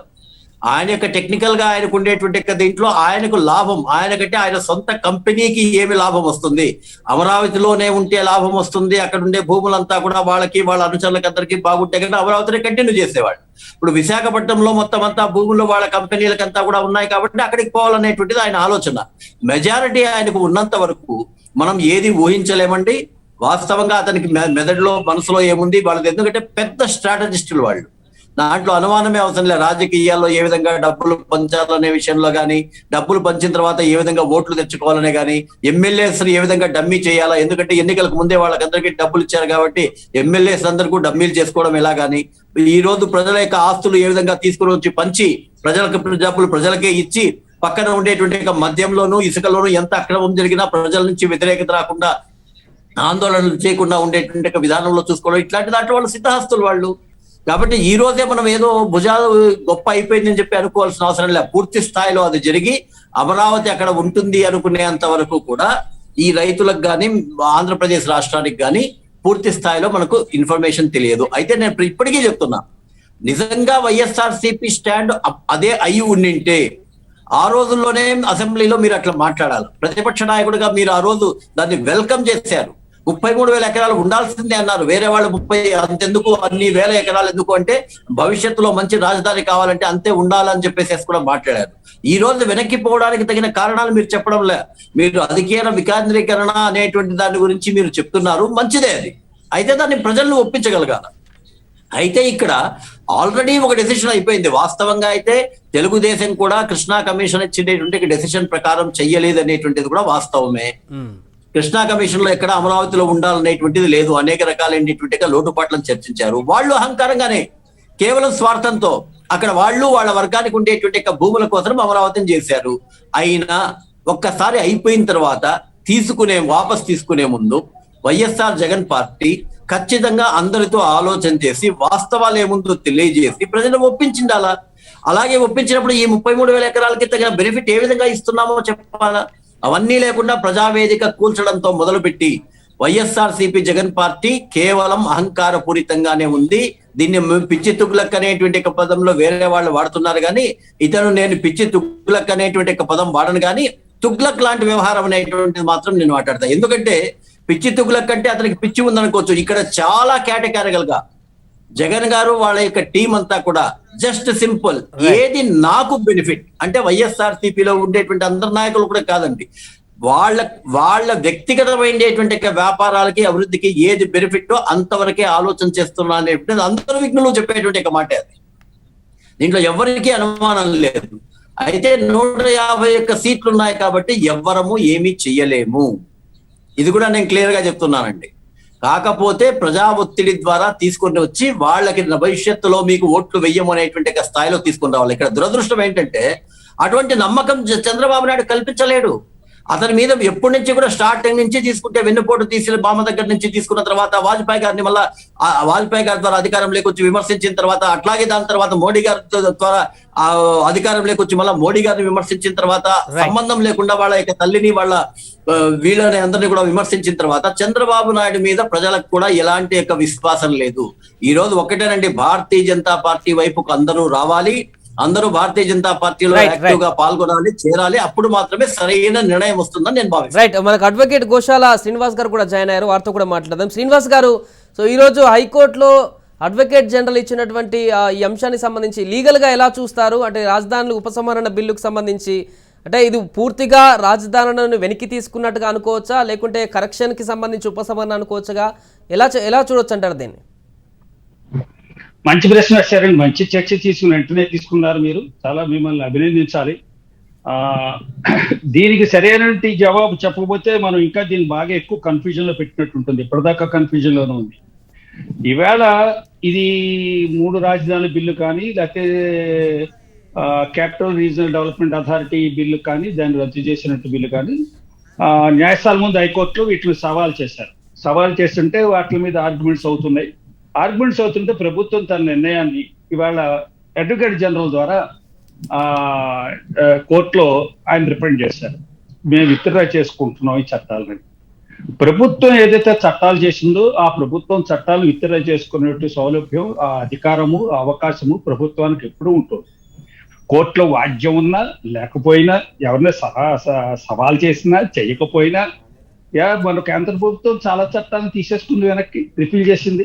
ఎవరి యొక్క ఆక్షేపణలు కాదు, ప్రభుత్వమే నిర్ణయించుకుంటుంది, ఆలోచించుకుంటుంది. ప్రజాస్వామ్య వ్యవస్థలో ప్రభుత్వానికి చట్టాలు తయారు చేసే అధికారం ఎంత ఉందో, ఆ చట్టాలను కూడా రద్దు చేసే అధికారం ఎంత ఉందో, ఆ చట్టాలను కూడా వెనక్కి తీసుకునే అధికారం ఉంటుంది.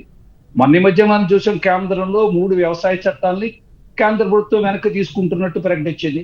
కాబట్టి ఇప్పుడు కూడా ఈ రాష్ట్ర ప్రభుత్వం అంతకుముందు వీరు తయారు చేసిన 3 రాజధానుల బిల్లు కానీ, లేదా CRDA రద్దు చేస్తున్న బిల్లు కానీ, వాటిని మేము రిపీల్ చేస్తాము, మేము ఉపసంహరించుకుంటున్నాం అని ప్రకటన చేయడం జరిగింది. ఈ ప్రకటన తర్వాత ప్రభుత్వానికి ఉండే అధికారాలు ఏమిటి అనేది ఒక ప్రశ్న మీ ప్రశ్నలోనే కనిపించింది. ప్రభుత్వం దీని మీద పునరాలోచన చేయకూడదు, చేయడానికి వీల్లేదు. Government will forever stopped from that's called taking any decision of such kind. ఏ విధమైనటువంటి మళ్ళీ నిర్ణయాన్ని కానీ, ఇటువంటి చట్టాలను కానీ ఏది కూడా రాజధాని విషయంలో ఒక్కసారి విత్డ్రా చేసుకున్న దాకా చేయడానికి వీల్లేదు అనేది ఎక్కడా కూడా లేదు. అటువంటి ఆ డాక్టర్ ఆఫ్ ఎస్టాపిల్ కానీ, రెజ్యుడికేటర్ కానీ, ఈ 2 కూడా శాసనసభలకు వర్తించవు. శాసనసభలు కాలానుగుణంగా, అవసరానుగుణంగా ఎప్పటికప్పుడు చట్టాలు చేసేటువంటి ఏర్పాటు రాజ్యాంగంలో ఇవ్వబడింది. రాజ్యాంగంలో అటువంటి ఎవరైనా సరే దీన్ని సవాల్ చేసే అధికారం ప్రజలకు ఎంత ఉంటుందో, శాసన వ్యవస్థలో కూడా ప్రజాప్రతినిధికి ఆ అధికారం ఉంది, చేస్తారు. శాసనసభ ప్రజాస్వామ్యబద్ధంగా ప్రజాప్రతినిధులందరూ కూడా ఇవాళ కేబినెట్ మీటింగ్ పెట్టుకున్నది. అందుకే కేబినెట్ మీటింగ్ ద్వారా ప్రభుత్వం యొక్క నిర్ణయం తెలియజేసింది. ప్రభుత్వ నిర్ణయం అసెంబ్లీలో పెడతారు, ప్రపోజ్ చేస్తారు. ప్రభుత్వ నిర్ణయానికి అసెంబ్లీ ఒప్పుకుంటుంది, అవి అన్ని విత్డ్రా అయిపోతాయి. ఈ విత్డ్రా అయిపోవడం తర్వాత ప్రభుత్వం అంటారు అపజయం పాలైందను. ఈ జయాపజయాలు ఉండవండి. ఇటువంటి చోట్ల జయాపజయాలు లెక్క పెట్టడానికి వీల్లేదు. ప్రభుత్వ ప్రజల ఆందోళన, రైతుల ఆందోళన, ప్రతిపక్షాల ఉద్యమాలు ఇవన్నీ సరదాగా మాట్లాడుకోవడానికి బాగానే ఉంటాయి. కానీ ప్రభుత్వం ఏదో ఒక నిర్ణయాలు తీసుకునే ముందు అనేక అంచనాలు వేసుకుంటారు, అనేక రకాలుగా పరిశీలిస్తారు. ఈ ప్రస్తుతం కోర్టులో ఈ వాద్యాలు ఉన్నాయి కాబట్టి వాద్యాల్లో వాళ్ళు లేవదీసిన అభ్యంతరాలు ఏమున్నాయో అభ్యంతరాలు వింటారు, వినాల్సిందే. అక్కడేమో చట్టాలు చేసేప్పుడు అభ్యంతరాలు చెప్పకుండా తిట్లు, పురాణాలు, అల్లర్లు, సభ జరగకుండా ఈ మధ్యన మనకు వ్యాఖ్యానాలు వినిపిస్తున్నాయి. చట్టసభలలో చర్చలకి అవకాశం లేకుండా చట్టాలు రూపొందుతున్నాయని. అది చాలా బాధాకరమైన విషయం. ఎందుకు రూపొందుతున్నాయి? ప్రజాప్రతినిధులు, ప్రతిపక్షాలు బాధ్యతాయుతంగా ప్రవర్తించకపోవడం వల్లే. చర్చలు చేయొద్దని ఎవరన్నారు? చర్చలు చేయకుండా సభను వాయిదాలు వేసుకుంటే, స్తంభింపజేస్తే చట్టాలు ఏమైనా తయారు చేయవు కదా.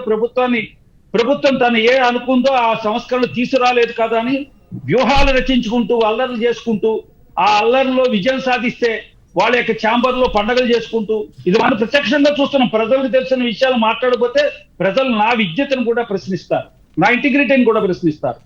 అంచేత చర్చలు జరగాలి. కోర్టులో ఏ అంశాల మీద అయితే మనం ఈ రోజుని ఈ అభిశంసిస్తున్నామో, అభిశంసింటే ప్రశ్నించడం చట్టాన్ని, ఆ ప్రశ్నలు సభలో వేసుంటే బాగుండేది.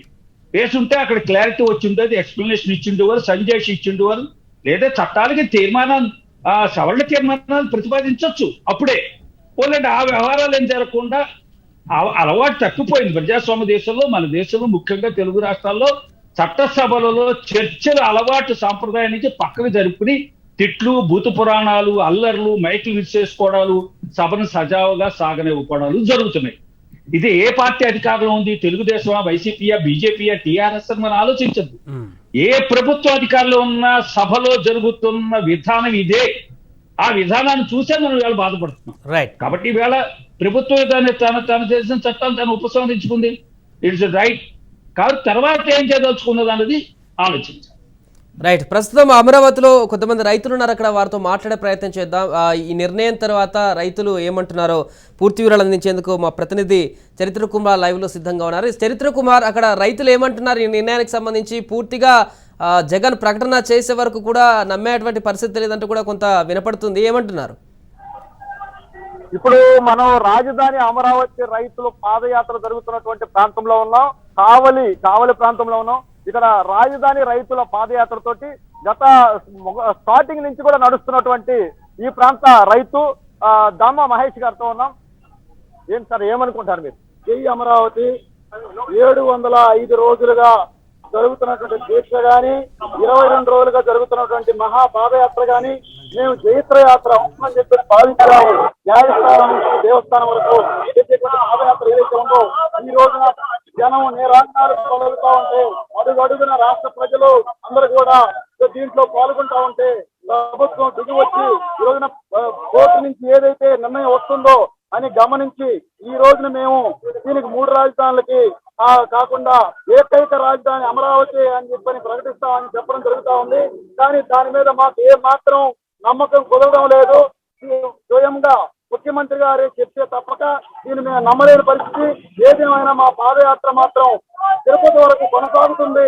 దాంట్లో ఎక్కడ వెనకలు వేసే పని లేదు. ఎన్ని అడ్డంకులు వచ్చినా, ఎన్ని ఇబ్బందులు వచ్చినా, ఎన్ని ఆటంకాలు వచ్చినా ఈయన తీసుకున్న నిర్ణయం మాకు స్వచ్ఛందంగా మాకు నచ్చే వరకు, రాష్ట్ర ప్రజలందరికీ కూడా నచ్చే వరకు, రాష్ట్ర అభివృద్ధి అమరావతి అభివృద్ధి జరిగేదానికి నిర్ణయం తీసుకునే వరకు మేము అందరం కూడా పాదయాత్రలో పాల్గొని చేస్తామని చెప్పి సందర్భంగా తెలియజేస్తున్నాం. ఇక్కడ రాజధాని రైతు మరొక రైతు ఉన్నారు. రాజధాని ప్రాంతానికి చెందిన రాజధాని కోసం భూములు ఇచ్చినటువంటి రైతు.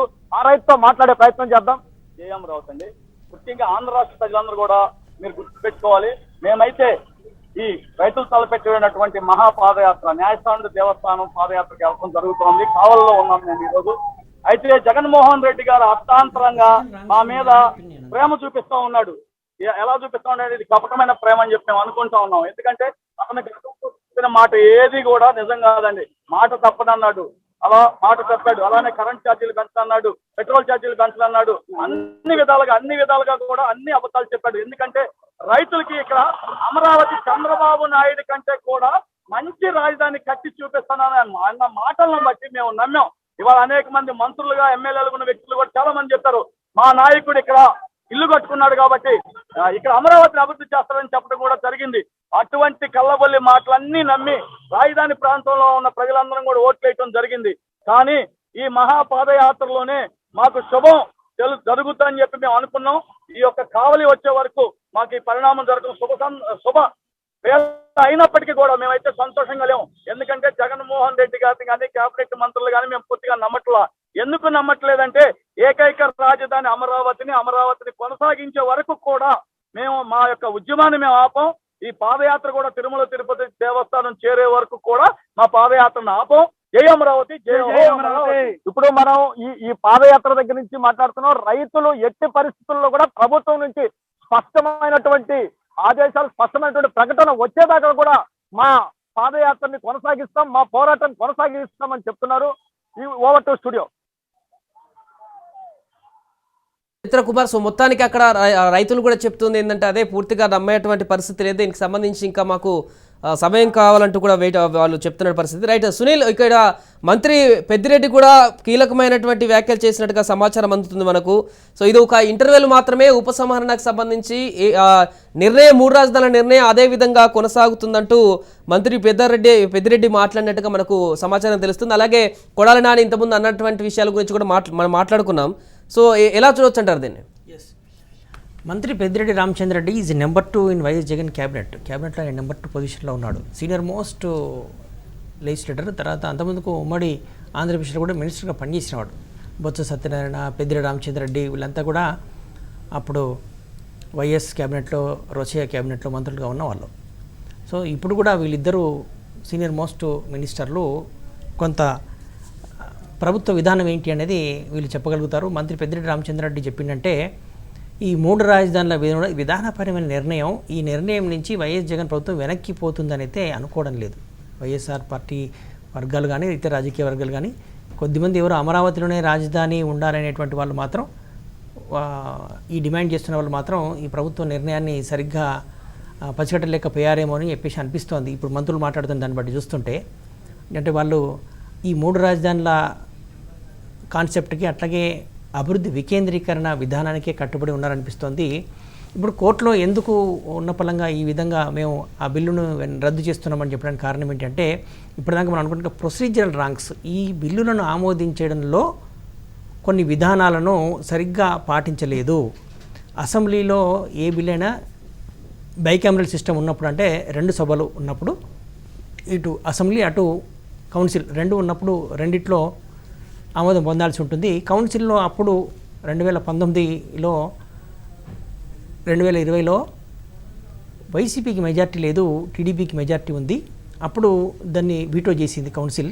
ఈ వీటో చేయడంతో అది ఆగిపోయింది అనుకున్నారు. తర్వాత కొంత మరో రకంగా అసలు వీటో చేసే అధికారం ఎక్కడ ఉంటుంది, అవసరం లేదు అనేటువంటి దాన్ని వైఎస్ఆర్సీపీ వాదించింది. ఆ క్రమంలోనే ఈ ప్రొసీజరల్ రాంగ్స్ అంటే ఒక బిల్లుని ఆమోదించే క్రమంలో సభ కొన్ని నిబంధనలు పాటించాల్సి ఉంది. ఆ రూల్స్ ప్రకారం అసెంబ్లీ రూల్స్ ఉంటాయి, ఆ రూల్స్ ప్రకారము పాటించలేదు అనేటువంటిది. ఆ ప్రొసీజరల్ రాంగ్స్ కోర్టు ఎప్పుడు కూడా ఏం రివ్యూ చేస్తుందంటే ప్రొసీజరల్ రాంగ్స్ ఏమైనా ఉన్నాయా అనేటువంటిదే రివ్యూ చేస్తుంది. ఆ ప్రొసీజరల్ రాంగ్స్ ఉన్నాయనేటువంటి కోణంలోనే కోర్టు ఈ బిల్లులను కొట్టేసేటువంటి అవకాశం ఉంది. కాబట్టి దానికంటే ముందే ఈ కేబినెట్ ఈ విధంగా ఆ బిల్లులను రద్దు చేస్తున్నామని చెప్పేసి నిర్ణయం తీసుకుని ఉంటుంది. ఇప్పుడు అసెంబ్లీ స్టార్ట్ అయిన తర్వాత దానికి సంబంధించినటువంటి పాలసీ స్టేట్మెంటు సీఎం అనౌన్స్ చేస్తారు. ఎందుకంటే అసెంబ్లీ జరుగుతున్నప్పుడు ఎవరు కూడా బయట ఈ విధానపరమైన ప్రకటనలు చేయడానికి వీలు లేదు. అది ఏమవుతుందంటే సభను ధిక్కరించినట్టు అవుతుంది. అప్పుడు ప్రివిలేజ్ మోషన్ మూవ్ చేయడానికి ప్రతిపక్షాలకు ఆస్కారం ఉంటుంది. ఒకవైపు అసెంబ్లీ జరుగుతున్నప్పుడు మీరు బయట విధాన ప్రకటన ఎలా చేస్తారనేటువంటిది. సో అది అంత ఈజీ అస్సలు చేయరు. అది విధానపరంగా అస్సలు ఏ ప్రభుత్వం కూడా ఏ మంత్రి కూడా విధానపరమైన ప్రకటన చేయరు. ఇవి ఒపీనియన్స్ మాత్రమే. ఇప్పుడు కొడాలిని మాట్లాడినా పెద్దిరెడ్డి రామచంద్రని మాట్లాడినా అవి ఒపీనియన్స్ మాత్రమే, అవి స్టేట్మెంట్స్ ఏవి కాదు, పాలసీ స్టేట్మెంట్స్ ఏవి కాదు. ఇప్పుడు ముఖ్యమంత్రి చేయబోయేటువంటిది విధానపరమైన ప్రకటన. అందుకనే ముఖ్యమంత్రి ఎట్టి పరిస్థితుల్లో మీడియాతో మాట్లాడరు. అసెంబ్లీ జరుగుతుంది కనుక అసెంబ్లీలో ఆ స్టేట్మెంట్ ఇస్తారు. ఆ స్టేట్మెంట్ ఇచ్చినప్పుడు మనకు ఈ ప్రభుత్వ విధానం ఏంటి, ఈ 3 రాజధానుల విషయం లోపల అనేటువంటిది స్పష్టత వస్తుంది. ఇప్పటి వరకు మనకు అర్థమవుతున్నటువంటి సమాచారము మనకి ఏంటంటే ఈ 2 బిల్లులు, సిఆర్డీఏ రద్దు బిల్లు అట్లాగే అభివృద్ధి వికేంద్రీకరణ బిల్లు, ఈ 2 బిల్లులకు సంబంధించి ఉభయ సభలు ఆమోదించిన విధానంలో కొన్ని లోపాలు ఉన్నాయి. ఆ ప్రొసీజరల్ రాంగ్స్ని కోర్టు తప్పుపట్టేటువంటి ఆస్కారం ఉంది. కాబట్టే ముందస్తుగానే ప్రభుత్వం అప్రమత్తమై కేబినెట్ సమావేశం ఏర్పరచుకొని ఈ 2 బిల్లులను రద్దు చేస్తున్నామని చెప్పేసి నిర్ణయం తీసుకొని ఉంటుంది. ఆ తర్వాత మళ్ళీ పకడ్బందీగా పక్కా రూల్స్ ప్రకారము ప్రొసీజర్ను ఫాలో అవుతూ ఈ బిల్లులను ఆమోదించడానికి ఆస్కారం ఉంది. 3 రాజధానుల విషయంలో కూడా ప్రభుత్వం వెనక్కి తగ్గుతుందని అయితే అనుకోవడం లేదనేటువంటిదే ఇప్పుడు మంత్రుల ప్రకటన బట్ట మనకు అర్థమవుతుంది. శ్రీనివాస్ గారు, మీరేం చెప్తారంటే ప్రొసీజర్ రాంగ్స్లో ఎలాంటి ఉంటుంది, ప్రొసీజర్స్ ఎలా ఉంటాయి, అక్కడ హైకోర్టులో ఏ విధంగా న్యాయవాది కానీ ఏ రకంగా వాదించే అవకాశం ఉంది, దీనికి సంబంధించి ఇంకా ఏ విధంగా ముందుకు వెళ్ళే అవకాశం ఉందంటారు? మంచిదండి. ఎప్పుడు కూడా న్యాయస్థానంలో ఏ చట్టంలోనైనా సరే ఏ ప్రభుత్వ నిర్ణయాన్ని కనుక సవాల్ చేయడానికి ప్రధానమైనటువంటి అంశాలు 2 అంశాలు న్యాయ వ్యవస్థను పరిశీలిస్తుంది. ఛాలెంజ్ చేసే వ్యక్తి కూడా ఆ 2 అంశాల మీదే తన వాదనలు వినిపించవలసి వస్తుంది. గ్రౌండ్స్, ఏ గ్రౌండ్ మీద నువ్వు ఛాలెంజ్ చేస్తున్నావు? 1 ఫండమెంటల్ రైట్స్ ఎగ్నెస్ట్ గా ఉంది. 2 ఈ కాన్స్టిట్యూషనల్ స్పిరిట్ కి ఎగ్నెస్ట్ గా ఉంది. ఈ రెండు విషయాల మీద ప్రధానంగా ప్రస్తావన చేయాలి. కాన్స్టిట్యూషనల్ స్పిరిట్ అంటే ఏమిటంటే శాసనసభ తనకున్న పరిధి ఏమిటి, శాసనసభ ఏ రకమైన తీర్మానాలు చేయాలి, ఏ రకమైన రెజల్యూషన్ చేయాలి, ఏ రకమైన చట్టాలు పాస్ చేయాలి, ఏ చట్టాన్ని పాస్ చేసేయడానికి అనుసరించవలసిన విధానం ఏదైతే ప్రొసీజరల్ ప్రాసెస్, అది అంటే ప్రొసీజరల్ ఇర్రెగ్యులారిటీస్ ఏమైనా ఉన్నట్టయితే అది కాన్స్టిట్యూషనల్ స్పిరిట్ కి ఎగ్నెస్ట్. అలాగే మిత్రులు ఇందాక చెప్పారు, మనకి 2 సభలు ఉన్నప్పుడు కాన్స్టిట్యూషన్ అసెంబ్లీ, మనకి లెజిస్లేటివ్ అసెంబ్లీ ఒకటి, లెజిస్లేటివ్ కౌన్సిల్. కౌన్సిల్ పరిధి చాలా చిన్నది. కౌన్సిల్ అంటేనే అదొక సలహా ఇచ్చేటువంటి పెద్దల సభ. ఆ సభ నుంచి ఖచ్చితంగా సభలో ఆ బిల్లు నెగ్గుకు రావాలి, యాక్సెప్ట్ ఒప్పుకు తీరాలి అనేది ఏమి లేదు, ఎక్కడ లేదు. వాళ్ళు సలహా ఇవ్వాలి, ఆ సలహా ప్రకారం వెనక్కి వస్తే ఆ సలహా ప్రకారం అసెంబ్లీ ఏమైనా సరే ఆ రెగ్యులర్ సవరణలు కానీ చేర్పులు మార్పులు కానీ దాన్ని చేసి వర్దీ బిల్లు కింద తయారు చేస్తారు. వర్దీ ఫర్ డిస్కషన్ చేయాలి. సెలెక్ట్ కమిటీకి పెట్టేటువంటి అధికారం అసెంబ్లీకి ఉంటుంది కానీ కౌన్సిల్కి లేదు. కౌన్సిలే ఒక కౌన్సిల్ పేరే ఒక అడ్వైజరీ కమిటీ. అది మళ్ళీ వాళ్ళు సెలెక్ట్ కమిటీకి పంపించే అవకాశం లేదు. వాళ్ళే పెద్దల సభ, వాళ్ళతో చేయండి. 2వదికి వచ్చేద్దాం. ఈ చట్టాలని టెక్నికల్ ఇష్యూస్, ఈ టెక్నికల్ ఇష్యూస్ లాచెస్ లకోనాస్ ఏమున్నాయి అంచేత ఏ వీక్ లింక్ అంటారు, technical week links. Technical week links ని అటెండ్ అయినప్పుడు రిజాల్వ్ చేయాలనుకున్నప్పుడు ఒకవేళ న్యాయస్థానాలకు వెళ్ళినట్టయితే మనకు ఒక సాంప్రదాయం తోర్పు లేదు. టెక్నికల్ ఆస్పెక్ట్ లో ఇది ఎక్కడ బిల్లులో లోపాలు ఉన్నాయి, తప్పులు ఉన్నాయి అన్నప్పుడు ఆ బిల్లుని మళ్ళీ రాష్ట్ర ప్రభుత్వాన్ని తిరిగి పంపించి రిమాండ్ చేయడం అనే సాంప్రదాయం కాన్స్టిట్యూషన్ లో లేదు. ఆ కాన్స్టిట్యూషన్ లో లేని కారణంగా వారు తీర్పు ఇవ్వడంతో కొంచెం ఇబ్బందికరమైన సంస్కరణలకన్నిటికీ ఇబ్బందులు అక్కడే వస్తాయి. ఏ సంస్కరణలైనా తేవాలంటే రైతులు బిల్లు ఉంది, సంస్కరణలు తేవాలంటే వ్యవసాయదారుల బిల్లు కానీ ఏదైనా సరే ఆ రాజధానాల్లో ఏ 2 లోపాలు కనపడుతున్నాయో ఇది హక్కులకి ఫండమెంటల్ రైట్స్ కి ఎగ్నెస్ట్ గా ఉందా లేదా కాన్స్టిట్యూషన్ స్పిరిట్ కి ఎగ్నెస్ట్ గా ఉందా, ఆ 2 ప్రాంతాలని అడ్రస్ చేయండి, అక్కడ మీరు దాన్ని కవర్ చేయొచ్చు, you can make it strong అన్నది. మళ్ళీ న్యాయస్థానం అన్నది అదే తీర్మానాలకి కొట్లాటకి ప్రతివాది కాదు, ఇది రివ్యూ జ్యూరిడిక్షన్. ఆ రివ్యూ కంటే పెద్దల సభకి ఎలాగ వెళ్తుందో న్యాయస్థానానికి కూడా వెళ్ళినట్టు అని అనుకోవాలి. అంతేత అక్కడి నుంచి వెనక్కి వచ్చేటువంటి విధానం, సాంప్రదాయం, ఏర్పాటు that is not provided in your constitution. కాబట్టి ఇప్పుడు విత్డ్రా చేసుకుని ఇంతకన్నా మెరుగైన చట్టాన్ని, ఇంతకన్నా బలమైన చట్టాన్ని, ఇంతకన్నా ప్రజలకు ఉపయోగపడే చట్టాన్ని, అంటే రాష్ట్ర ప్రభుత్వం ఏం ఆశిస్తుందో ఒక అడ్వకేట్ గా కాన్స్టిట్యూషన్ దృష్టిలోనే నన్ను ఆలోచిస్తాను. వాళ్ళకి రాజకీయ ప్రయోజనం కోసం చేశారా లేకపోతే వాళ్ళ యొక్క వ్యాపారాల ప్రయోజనాలకై చేశారు, ఇలా నేను మాట్లాడుకోను. అవి స్పష్టంగా కనపడితే తప్ప మాట్లాడుకోను. కాబట్టి ప్రజలు మాట్లాడుకుంటున్న విషయాలన్నీ కూడా కోర్టులో వింటారు. కాబట్టి ఒక ఎన్ఫోర్సబుల్ వర్ది యాక్ట్ స్టాట్యూట్ తయారు చేయాలి. ఆ లెజిస్లేటివ్ హౌస్ యొక్క ప్రధానమైనటువంటి కర్తవ్యం ఏమిటంటే enforceable, worthy and strong legislation ఒకటి తయారు చేయాలి. Acceptable by constitution, acceptable by courts అనేది కరెక్ట్ కాదు, యాక్సెప్టబుల్ బై కాన్స్టిట్యూషన్. కాబట్టి ఆ విధంగా ప్రభుత్వం ఆలోచించడానికి విత్డ్రా చేసుకుందా? ప్రభుత్వం విత్డ్రా చేసుకోవడంలో ఇంకెటువంటి చట్టాన్ని, ఈ చట్టంతో సమానమైన చట్టాన్ని తేకూడదని కానీ, ఇంతకన్నా మెరుగైన చట్టాన్ని తేకూడదని కానీ, లేదా రాజధాని విషయంలో ఏ నిర్ణయాన్ని తీసుకోవడానికి కానీ, అంచేత ఇది estopped. Present government, AP government is estopped from making any further law అనేది ఎక్కడ లేదు. ఆ విధంగా మనం ప్రిజంప్షన్ డ్రా చేయలేం, అలా కంక్లూజన్ డ్రా చేయలేం. కాబట్టి ఈవేళ రాష్ట్ర ప్రభుత్వానికి వైడర్ స్కోప్ ఉంది, ఎప్పుడు కూడా వైడర్ స్కోప్ ఉంటుంది. అంచేత ఈ వైడర్ స్కోప్ ని దృష్టిలో పెట్టుకుని ఈ చట్టాన్ని మీద ఏదైతే అభ్యంతరాలు ఉన్నాయో టెక్నికల్ గా, ఆ టెక్నికల్ అభ్యంతరాలన్నీ అడ్రస్ చేస్తూ మరి బలమైన, మెరుగైన, మరింత ప్రయోజనకరమైన ఒక చట్టాన్ని తేవచ్చు. లేదా దీని స్థానంలో ఏ రకమైన చట్టాన్ని తేపోతుందో ప్రజలకి, ఆ అసెంబ్లీకి తెలియచేయచ్చు. ఇప్పుడు మంత్రులు ఎవరో మాట్లాడారంటున్నారు, అవి మంత్రులు వ్యక్తిగత నిర్ణయాలే, కేబినెట్ లో అవి చర్చించుకుని ఉండదు. ఒకవేళ కేబినెట్ లేదని చర్చించుకుని ఉంటే అది ప్రజాబాహుళ్యాన్ని తెలియచేయవలసిన బాధ్యత ముఖ్యమంత్రి మీద ఉంటుంది. ముఖ్యమంత్రి ఏ ప్రకటన చేస్తారో ఆ ప్రకటన కేబినెట్ నిర్ణయంగానే తీసుకోవాలి. ఇవాళ బయట మంత్రులు మాట్లాడటం కూడా అది వ్యక్తిగత నిర్ణయంగానే చూసుకోవాలి. కానీ అప్పుడే దీని గురించి ఏం ఆలోచించారు, ఏ రకమైన చట్టం తేవద్దాం అనుకున్నారు అన్నది అసెంబ్లీ ముందు ప్రవేశపెడితే కానీ దానికి విలువ ఉండదు, ఆ ఆలోచనలు విలువ ఉండదు, చేయకూడదు కూడా. నా ఉద్దేశం ఏంటంటే మంత్రివర్గంలో ప్రతి మంత్రి మీద ఉన్న బాధ్యత ఏమిటంటే అసెంబ్లీ సెషన్స్ జరుగుతున్నప్పుడు ముఖ్యమంత్రి ప్రకటన చేయకుండానే వీరు బయట వాళ్ళ వ్యక్తిగత అభిప్రాయాలు తెలియచేయడం మంచి ఆరోగ్యకరమైన లక్షణం మాత్రం కాదు.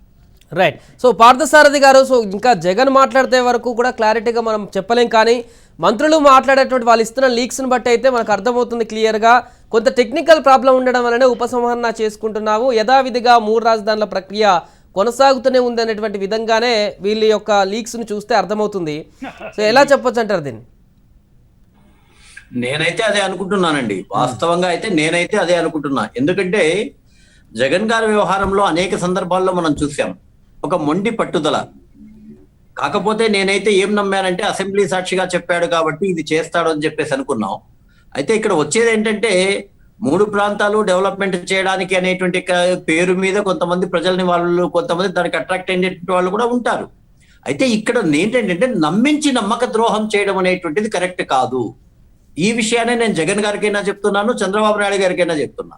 నమ్మించి నమ్మక ద్రోహమే కదా ఇది.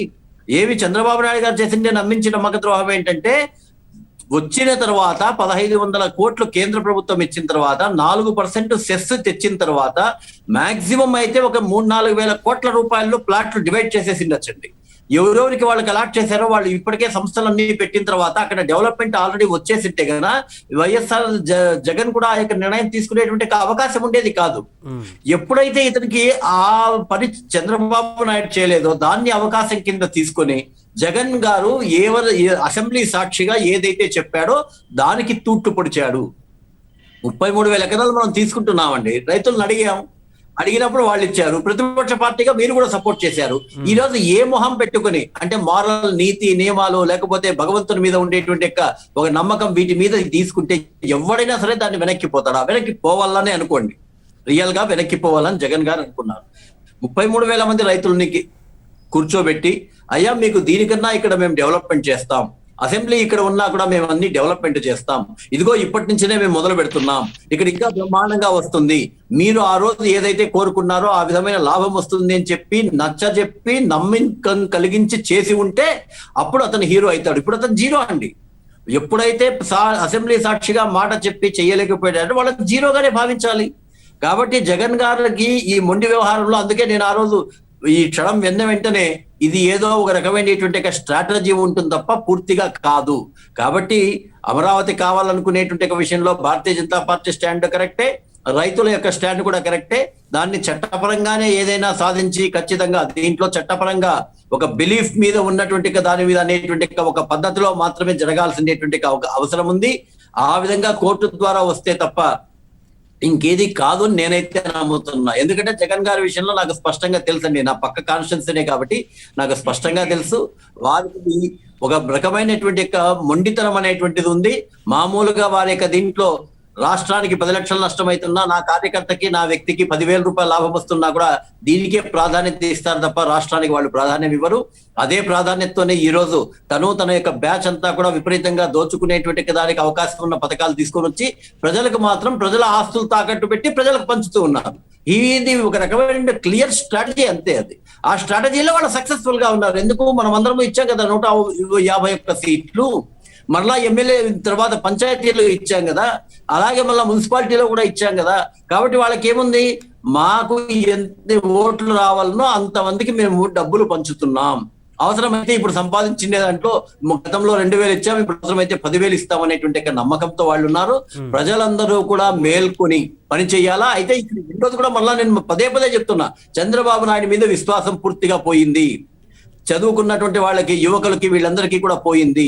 కాబట్టి ఉన్నటువంటి ఆల్టర్నేటివ్ భారతీయ జనతా పార్టీని ప్రజలందరూ కలిసి కూడా బాగా పూర్తి స్థాయిలో మద్దతు తీసుకుంటే మంచి ఫలితం వస్తుందేమో కానీ అది లేకుండా ఉండేంత వరకు ఏమీ లేదండి. ఇట్లాంటి డిబేట్స్ జరుగుతూనే ఉంటాయి, మనం మాట్లాడుతూనే ఉంటాం. జరగాల్సినటువంటిది మాత్రం వాళ్ళు చేసుకుంటూ పోతూనే ఉంటారు అనేటువంటిది నా నమ్మకం.